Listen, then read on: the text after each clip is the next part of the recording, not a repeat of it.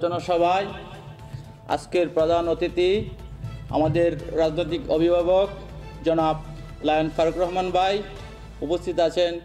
আজকের সভার সভাপতি জনাব জাকির হোসেন ভাই উপস্থিত আছেন। বাংলাদেশ লেবার পার্টির সংগ্রামী মহাসচিব আমিনুল ইসলাম ভাই উপস্থিত আছেন। আমার দেশ বাঁচাও মানুষ বাঁচাও আন্দোলনের সভাপতি রকিবুল ইসলাম রকিব ভাই আরও উপস্থিত আছেন।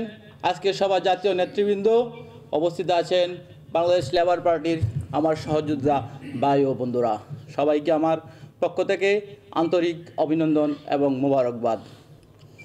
সম্মানিত শ্রোতে, আজকে এই আলোচনা সভায় সেক্টর ৯ নং সেক্টর কমান্ডার জনাব আব্দুল জলিলের স্মরণে প্রথমেই আমরা তার রুহের মাগফিরাত কামনা করি এবং তাকে আল্লাহ জান্নাতুল ফেরদৌস নসিব করুক।